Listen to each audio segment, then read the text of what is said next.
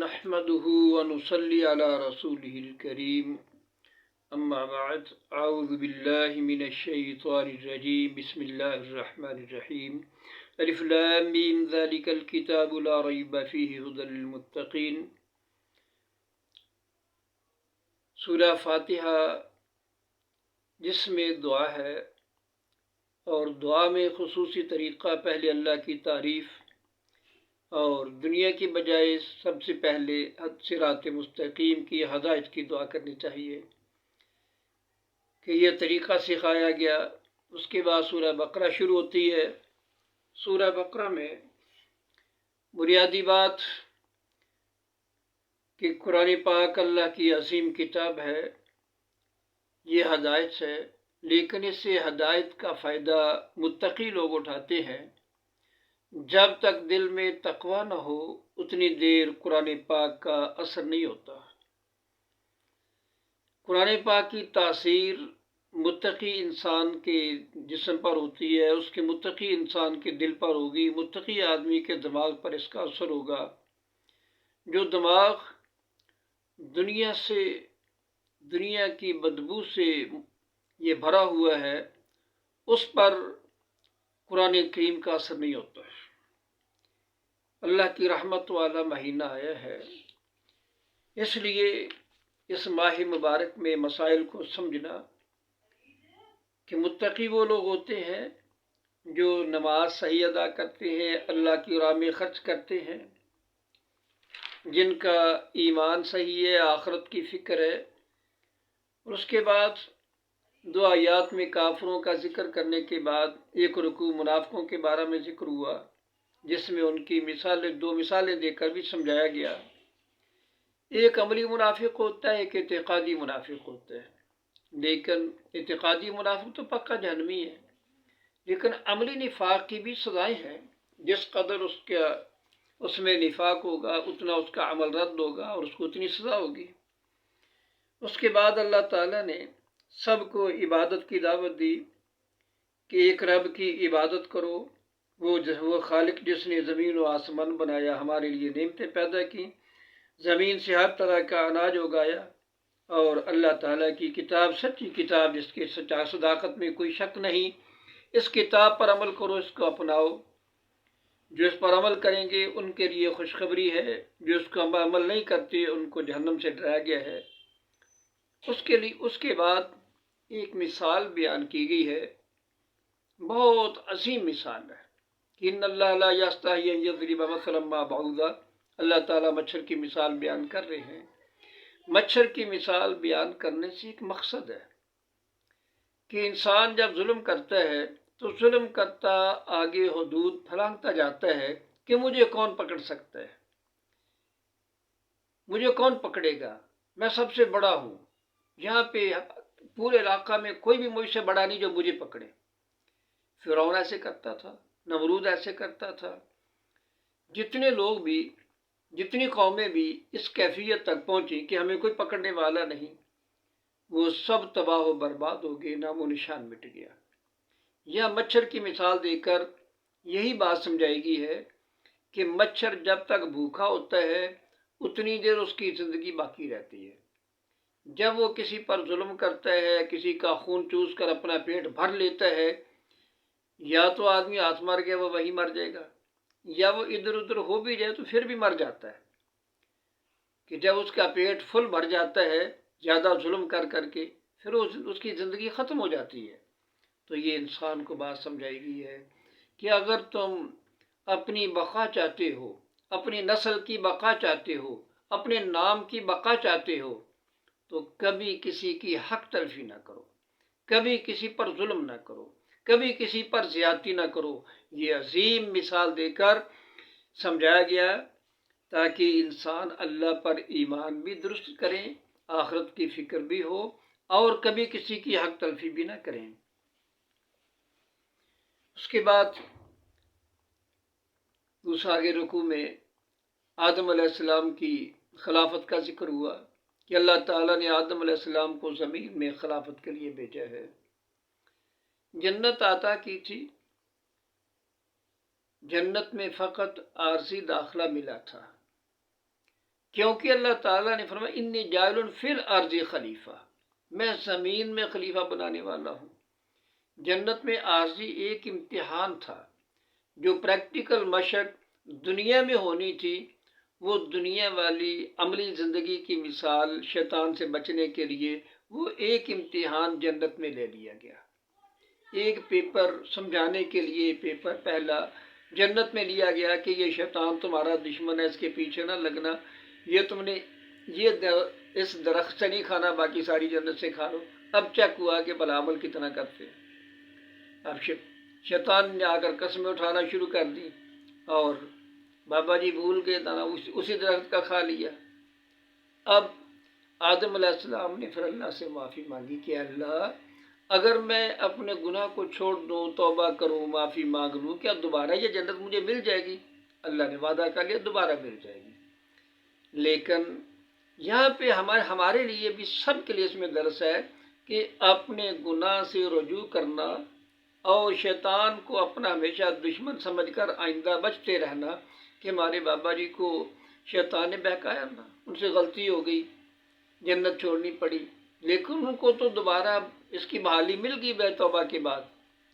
ہم بھی اگر گناہ سے معافی مانگیں گے پھر آگے ہماری بحالی ہونی ہے، وگرنہ ہمیں بھی شیطان بہکائے گا، ہمیں شیطان اپنا ساتھی بنا لے گا۔ جو اپنے گناہ پر ضدی بن جاتا ہے، ساری زندگی انہی گناہوں پہ گزارتا ہے، وہ شیطان اپنے گناہ پہ ضد کر گیا تھا نا، تو شیطان کو یہ سزا ملی۔ اگر ہم بھی وہی کریں گے ہماری سزا بھی وہی ہوگی۔ اس کے بعد اللہ تعالیٰ نے بنی اسرائیل کا ذکر کیا، کیونکہ مدینہ منورہ میں یہود لوگ تھے، تو نبی صلی اللہ علیہ وسلم کے دل میں بنی اسرائیل کے لیے، یہودیوں کے لیے نرم گوشہ تھا کہ یہ اہل کتاب ہیں، ہماری دعوت کو جلدی سمجھ لیں گے۔ لیکن اللہ تعالیٰ نے پھر بنی اسرائیل کی باتیں سمجھائیں کہ یہ کیسی قوم ہے۔ میں ان سے اللہ تعالیٰ نے وعدے انعامات کیے کہ اللہ تعالیٰ نے ان میں انبیاء کو پیدا کیا، انبیاء ان لوگوں میں سارے پیدا ہوئے، باقی قوموں کی دعوت دینے والے تھے، نبی ان میں تھے۔ یہ کتنا بڑا احساس ہے۔ لیکن میں تم میرا وعدہ پورا کرنا، میری عبادت پر پکے رہنا، اسلام کا جھنڈا لہرانا، خلافت کا جھنڈا لہرانا، کافروں کے قوانین نہ نافذ کرنا، میں وہی سے ڈرنا، لوگوں سے دنیا کے خوف سے اپنے اسلام کی آئین نہ چھوڑنا۔ دنیا میں دیکھیں آج جہاں بھی یہودی ہیں یا عیسائی ہیں، دنیا کے کسی بھی ملک میں آج یہودی عیسائی اپنی کتاب کا، تورات یا انجیل کا قانون نافذ نہیں کرتے، اپنے بنائے ہوئے قوانین، عریانی، فحاشی، زنا، شراب، ہر چیز کو جائز کر کے اس کو قانونی حیثیت دے دیتے ہیں۔ ان کی کتابوں میں تو یہ جائز نہیں ہے کہ یہ ان دنیا میں کسی کونا میں عیسائیت کو، یہودیت کو قانونی حیثیت، مذہب کو قانونی طور پر نافذ کیا گیا ملک میں یہ کہیں بھی نہیں ہے۔ میں یہ قوم ہے جنہوں نے رب کے وعدوں سے بے وفائی کی ہے۔ اے مسلمانوں، تم ان کی طرح بے وفا نہ بننا کہ رب سے وعدہ کر کے پھر اسلام کو چھوڑ کر تم بھی انگریزی قانون کو نافذ کر دو، اسلام کا قانون چھوڑ دو۔ تم ایسے نہ بننا کہ ایک دنیا کی خاطر حق کو چھوڑ دینا، باطل کو ترجیح دینا، باطل باتیں بیان کرنا، بات کو مکس کر کے بیان کرنا تاکہ حق پر پردہ ڈالنے کے لیے۔ میں لوگوں ہمیشہ اجتماعی شکل میں نماز ادا کرو، ایک دوسرے کا زکوٰۃ میں تعاون کرو، سب مل کر رکوع کرو، یعنی سب اکٹھے مل کر باجماعت نماز ادا کرو۔ اے لوگوں، اگر نماز پڑھنا یہ عبادت، جن کے دل میں اللہ کا خوف ہے ان کو تو نماز سے سکون ملے گا، جس کا رب سے تعلق نہیں ہے، اللہ کا خوف نہیں ہے، اس کو نماز پڑھنا بڑا بھاری لگے گا، اس کا دل نماز پڑھنے کو نہیں چاہے گا۔ اس لیے اللہ کے بندے ان کو تو آرام ہوتا ہے، سکون ہوتا ہے تو نماز میں ہوتا ہے، جیسا کہ نبی صلی اللہ علیہ وسلم فرماتے تھے ارحنا یا بلال، اے بلال اذان کہیے، نماز پڑھے، سکون ہو جائے، کہ مومن آدمی کو تو نماز سے سکون ہوتا ہے۔ اللہ تعالیٰ نے پھر بنی اسرائیل کو احسان جتایا کہ دیکھو میں نے تم میں انبیاء کو پیدا کیا، تم کو جہاں میں ترجیح دی تھی، اتنی عزت عطا کی، اے لوگو، اگر تم کہو کہ میں نبیوں کی اولاد ہے، ہمیں یہ سفارش کام آ جائے گی، لیکن یہ کام نہیں ہوگا۔ اگر کہیں بھی نہ کسی قسم کا معاوضہ کسی کو اور کوئی اس کے عوض میں پکڑ کو دیا جائے گا، کسی اور کو پکڑ کر اس کو چھوڑ دیا جائے، کوئی معاوضہ نہیں، جیسا کہ عیسائی کہتے ہیں نا کہ ہمارے گناہوں کی عوض میں عیسیٰ علیہ السلام سولی چڑھ گئے اور ہم سب کو معافی مل گئی۔ میں وہاں پہ کوئی کسی کے عوض میں نہیں پکڑا جا سکتا۔ بیٹی باپ کو کفایت نہیں کرے گی، باپ بیٹی کو کفایت نہیں کرے گا، بیوی خاوند کو کفایت نہیں کرے گی، وہاں پہ کوئی کسی کے ایسے اس کے عوض میں اپنا قربانی نہیں دے سکتا۔ ہر ایک نے اپنے عملوں کا حساب دینا ہے۔ لیکن بنی اسرائیل گناہوں کی آزادی کے لیے ان کے بڑوں نے یہ شوشہ چھوڑ دیا کہ عیسیٰ علیہ السلام ہمارے گناہوں کی وجہ سے سولی چڑھ گئے ہیں، لہٰذا تم جو مرضی کرو۔ میں لوگوں دیکھو، ہم نے تم کو فرعون کی آل سے نجات دی تھی، کس لیے؟ کہ تم اللہ کے دین کو نافذ کرو، لیکن تم نے اللہ کا دین چھوڑ دیا۔ دیکھو بنی اسرائیل کو اللہ نے اس لیے نجات دی تھی نا، جب انہوں نے اللہ کا دین نافذ نہیں کیا، آزاد ریاست میں پہنچ کر پھر وہی کام شروع کر دیے، تو اللہ تعالیٰ نے ان پر بخت نصر کو مسلط کر کے دوبارہ غلام بنا لیا۔ اے مسلمانوں، اگر ہم بھی اللہ کے قانون کو اس ملک میں نافذ نہیں کریں گے تو ہماری بھی وہ حالت ہو سکتی ہے کہ اللہ تعالیٰ بنی اسرائیل کی بات سمجھا کر ہمیں سمجھایا ہے کہ تم بنی اسرائیل والے کام نہ کرو، جیسا کہ بنی اسرائیل نے معجزات دیکھ کر بھی ایمان نہیں لائے۔ کہا کہ اے موسیٰ، ہم تجھ پر ایمان نہیں لے جب تک کہ اللہ تعالیٰ کو ہمیں دکھا، ہم دیکھیں گے تو اللہ تعالیٰ سے باتیں کر رہے ہیں، ہمارے سامنے باتیں ہوں، آمنے سامنے اللہ سے باتیں کر ہم وہ دیکھ رہے ہوں، پھر ایمان لیں گے، مگر ہم تو نہیں مانتے۔ ان کو ایک آواز نے پکڑا، بے ہوش ہو گئے، موسیٰ نے دعا کی، اللہ نے اٹھا دیا، لیکن پھر بھی وہ اپنے عملی زندگی درست نہ ان کی۔ اللہ تعالیٰ سے ان پر صحرائے سینا میں، میدان تی میں ان پر بادلوں کا سایہ کیا، منسلوہ اتارا، لیکن اس کے باوجود ان کی عملی زندگی درست نہ ہوئی۔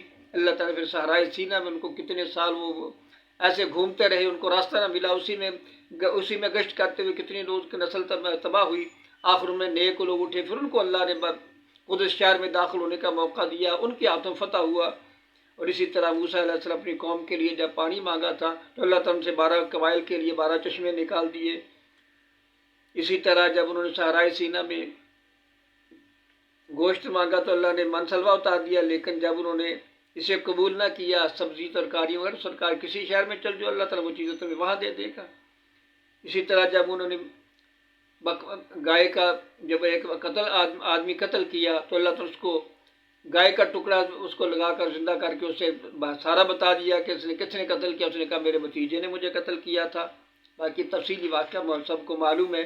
تو اسی طرح اصل میں اللہ تعالیٰ یہاں بتانا چاہتے ہیں کہ اگر تم ایسا قتل کرتے ہو، اگر تم کوئی گناہ کرتے ہو، اگر ایک آدمی نے قتل کیا تھا، اس کا ظاہر ہو گیا نا، گناہ کا اوپن ہو گیا، تو ایسے اللہ تعالیٰ سب کو دوبارہ اس طرح کسی وقت ظاہر کرے گا۔ اللہ تعالیٰ گناہوں کو اوپن کرے گا، ہر گواہی مل جائے گی۔ اس لیے اللہ تعالیٰ اٹھائے گا۔ جس طرح ان کا اٹھنے پر یقین نہیں تھا، اس میں ایک تو اٹھنے کی بات واضح ہوگی کہ ہر نے اٹھنا ہے، جس طرح نے اس کو اٹھایا۔ دوسری بات اس میں حساب و کتاب کی اور گواہی پیش ہونے کی یہ بات بھی ہوگی۔ کیا لوگوں، اللہ سے ڈر جاؤ۔